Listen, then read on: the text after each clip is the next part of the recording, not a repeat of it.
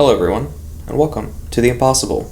I am your co-host, Austin, and yet another example of Divide and Conquer. I'm up here in Wisconsin at the moment for work, and today I wanted to discuss a part of our adaptation series, of course, The Impossible Mind. Let us talk today about another how. So in previous, we have discussed the sort of structure of goals, what goals are, what we can do with them, and how we can build upon them, this impossible mind. And let us focus today on the how of when you're going through the execution of a goal, whether that be short-term or long-term. We do know that an immediate goal of the daily struggle, the daily commitments, and the formation of ultimately our own personal set and form of discipline, that is where we're going to be focusing on the journey or path towards our short and long-term goals. So for that daily struggle, for that daily grind, there is a lot that you have to face. There's a lot that you're going to have to face, and it is best that in the beginning, when you first implement the goals and you're starting off in the journey, that is achieving and accomplishing ultimately your goals, but becoming an impossible you need to be accepting of the fact that not every day is going to be sunshine and roses. Sunny out today. And I got to spend some time out in the sun, so that was fun. Not really, it was a bit warm, but all is well. We survived. But not every day will be sunshine and glory. There will be days to where your load of suffering will be to a degree that is not favorable. As we discussed before, there will be days with unfavorable winds, but I promise you that they will look to be favorable at the end. So, in that daily grind, you will first have to accept that these days are going to occur, and that it's fine. That's a part of the process, part of the growing. But also that there really is a true beauty to that suffering. So, for example,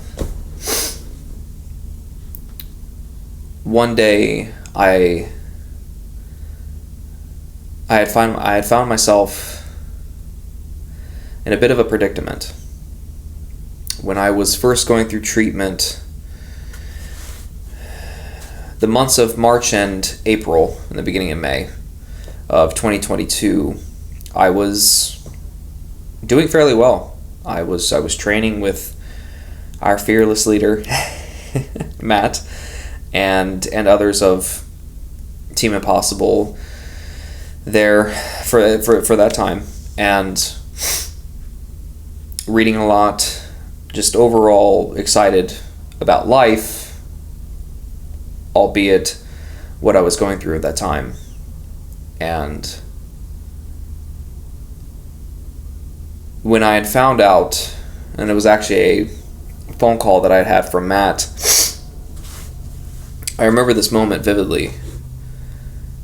I was in I forget the name of the restaurant, but it was this little corner sushi poke bowl-ish kind of place, little mom and pop place, really, really small. And they had really good smoothies, like fruit smoothies, a wide selection. And ultimately I went with a mango smoothie. But I was with a very good friend of mine, a very close friend of mine. And we were actually in Chicago because in 2020, for my birthday in March of 2020, we had originally planned a lovely little long weekend trip to Chicago, and those plans were obviously delayed. It was later in March, thus the canceled trip. So we rain checked it and got back there, and it was also a bit of celebration as well of just finishing the first 2 months of treatment that I had there at Marietta Memorial, the cancer center in Belpre. And we're in this restaurant, a little corner place. And I got a call from Matt, and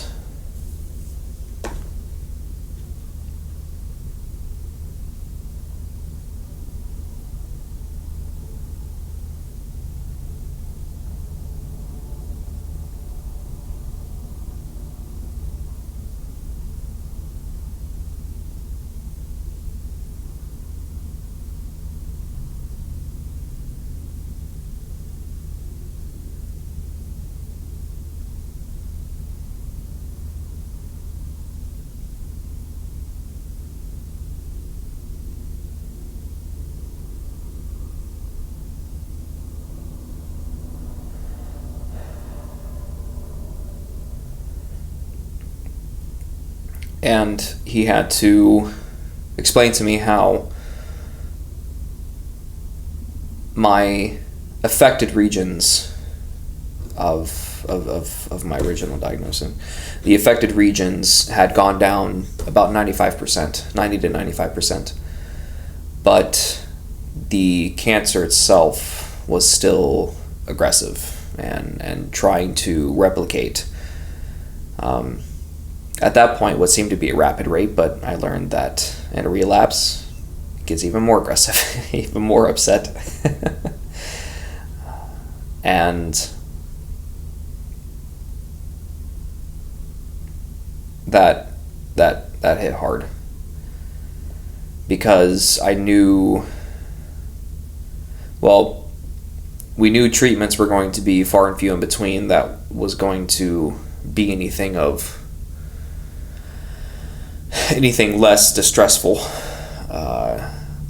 distressing, I suppose, not distressful, distressing.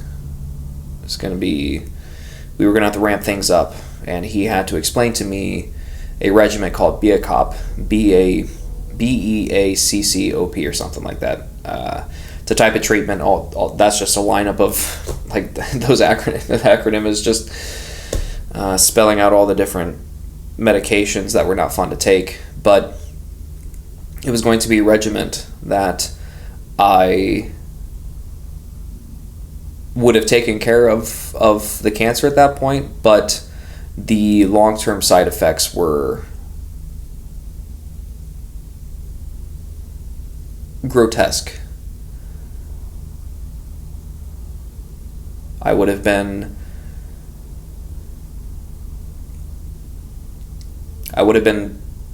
possibly somewhat most likely susceptible to other types of cancer down the road.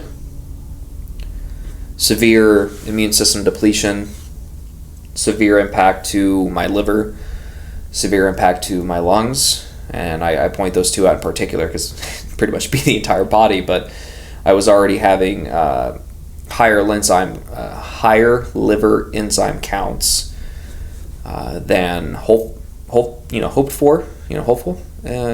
during treatment, and then also with already having asthma, and those first 2 months I had taken bleomycin, which it in itself does quite a bit of damage to the lining within your brachial tubes. Hope I said that right. But the tubing inside your lungs, the wall that takes the oxygen from the air that you breathe and puts it into your bloodstream, it thins that and lowers, inhibits it to a certain degree its ability to transfer the oxygen. And so I was already going through a lot of issues with those 2 points in particular, and this would have made those two and others a lot worse. And he's explaining this treatment to me, but Matt has always been honest with me about everything. And that is why when he said, this is not going to be fun, this is not going to feel good, but at the moment this is the route that you'll have to take.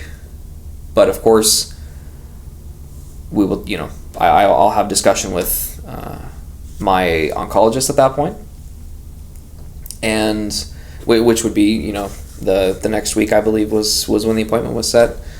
And so we would discuss then obviously what the next steps were, but that, if I were to have stayed with that cancer center, that would have been the next step. And so in this moment, I had already gone through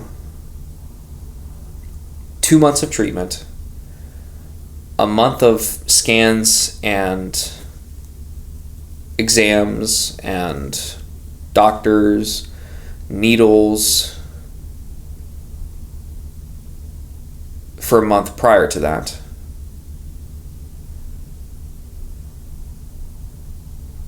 I had to sit in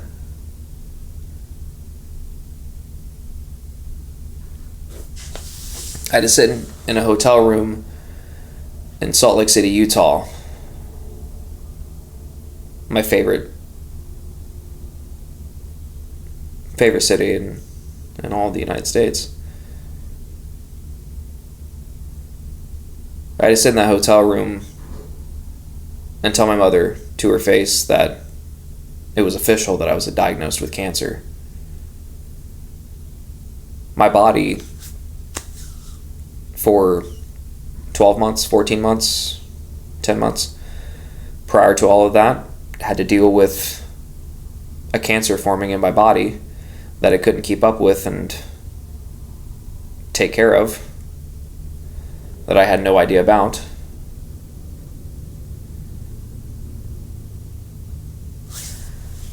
All of this culminated into this moment of realizing that I had two choices.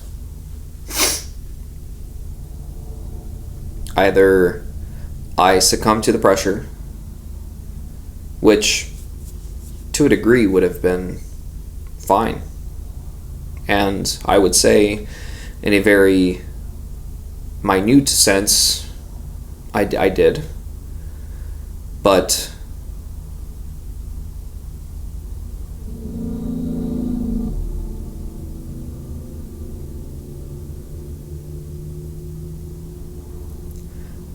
ultimately, I knew that the fight would go on, and how I was going to take day by day would be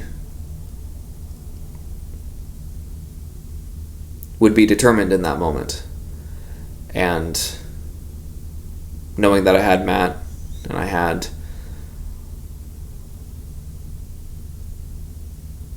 absolutely incredible friends, great family,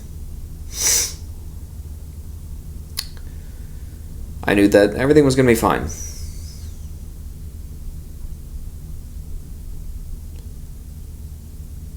Though it didn't seem like it at the time. I knew that everything was going to be fine.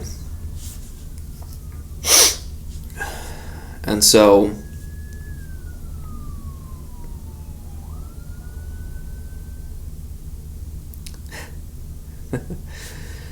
yet again, I'm close to a highway. It happens. So in these hows. So in this how, in these days of what seems to be extreme adversity to you, and that is very much a subjective thing, could have objective influences, but ultimately you decide how you react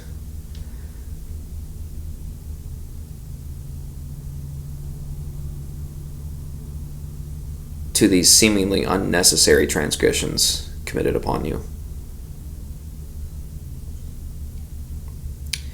And you need to know that you need to keep going. You need to continue. You need to keep working at chasing and achieving your goals. And so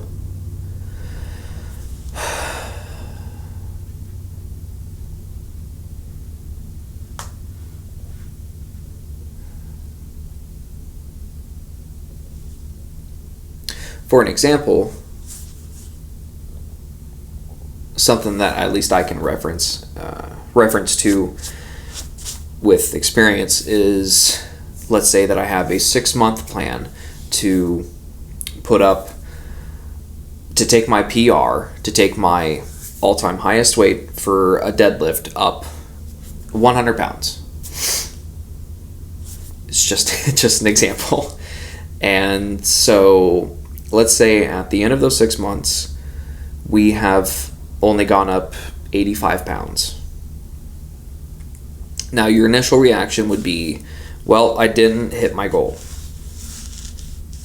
Okay.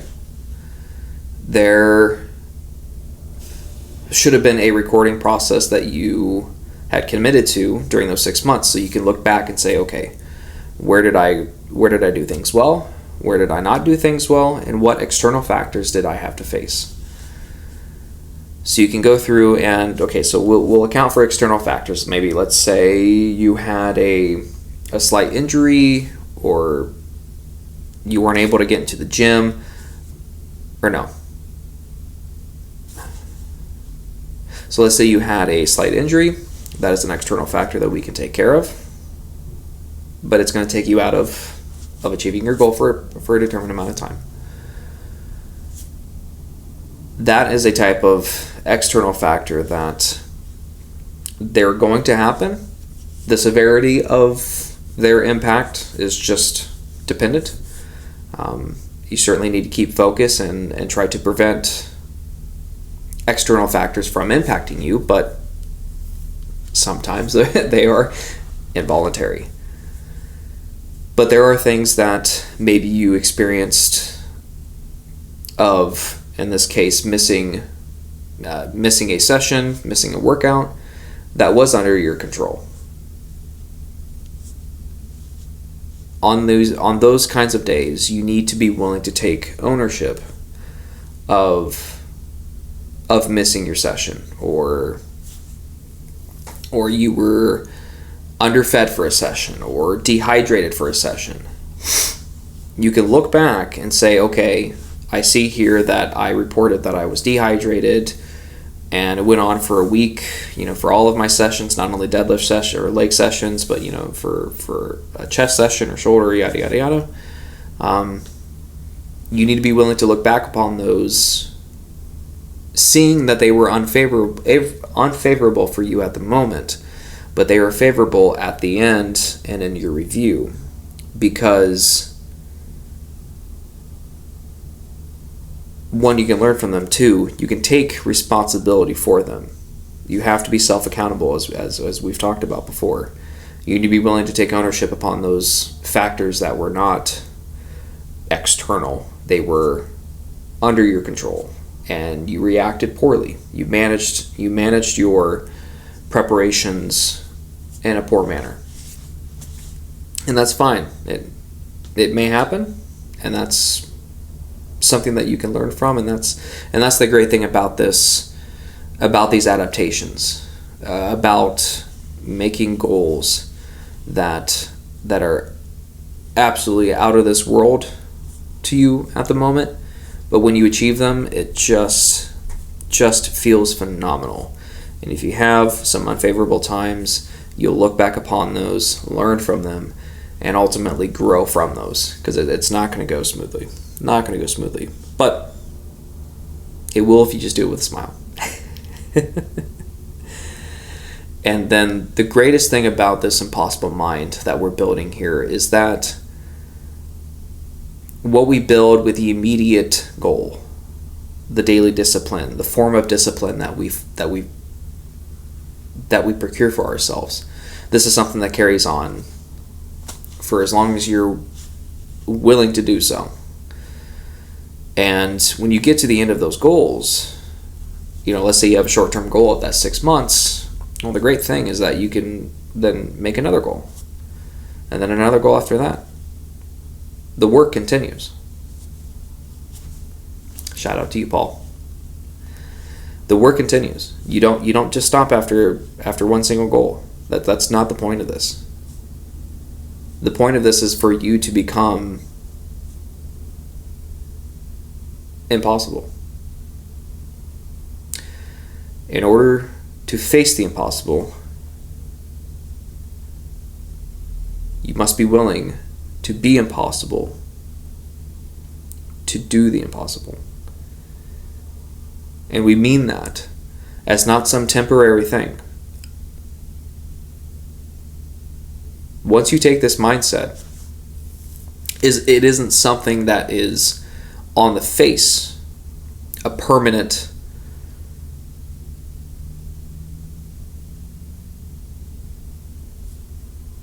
burden. This is for you to continue and to carry on, not only for yourself and for those who are around you, but ultimately for your community. You must be the best you in order to serve the community best. This is not some one-year project. This is a commitment for life. And I'm not saying that that's mandatory, but what I'm saying is that once you start, you're not going to want to stop.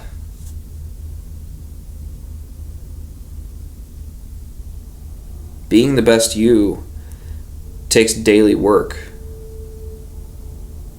for as long as you're willing to sacrifice and suffer ultimately for the best you. And you'll find that to be an absolutely exhilarating journey. It's an incredible experience.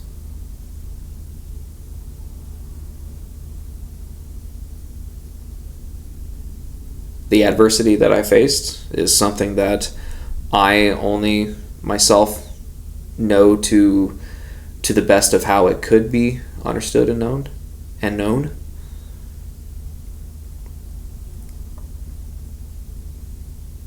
But we all have our own battles that we're facing. And I find solace in knowing that. And knowing that there are people out there like you who are willing to do the impossible. And that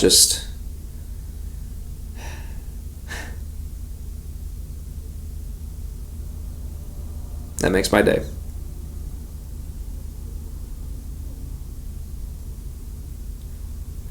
To know that you're being and working and finding the best you, it's incredible. That's why we have Impossible Performance. That's why we have such an incredible team. That's why we put out these podcasts. We want to help you find the best you so that we can be an absolute unstoppable force for good. For ourselves, for our close ones, and for everybody. It's so much fun. So much fun. And so I want to leave you with this wonderful quote by Marcus Aurelius. For to make a little bit of sense for finding the time to really try and implement yourself to the impossible mind. Awaken. Return to yourself. Now, no longer asleep, knowing they were only dreams. Clear-headed again. Treat everything around you as the dream.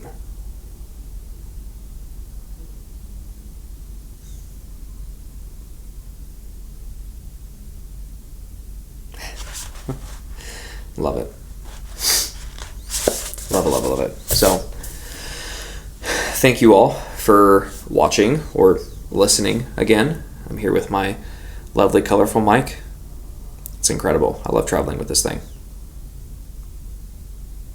Wonderful.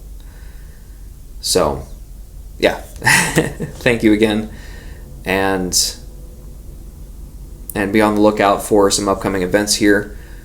We have the powerlifting meet at Monsters here August 24th. Matt, myself, and others with Team Impossible will be performing. Come on out if you can. It's at Mount Monsters Bend Barbell there on 7th. And then we have some races coming up as well. So I have that half marathon for Cedar City, Utah on September 7th. It's going to be fantastic. We'll talk more about it before that performance, hopefully, either next week or the week following. And we are now under 2 months from the 2024 Nationwide Children's Hospital Columbus Marathon. The clock is ticking. But I'm so excited for this. It's going to be a brilliant time. It will be. I'm excited to see what Austin comes out at the end of that race. I truly am.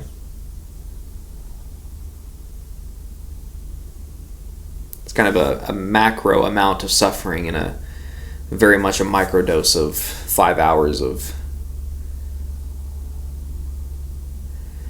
pure insanity, but it's going to be a wonderful time. Because us here at Possible Performance, we strive to build a culture of strength, fostering a spirit of growth in constant pursuit of the impossible. Take care, and as always, be impossible.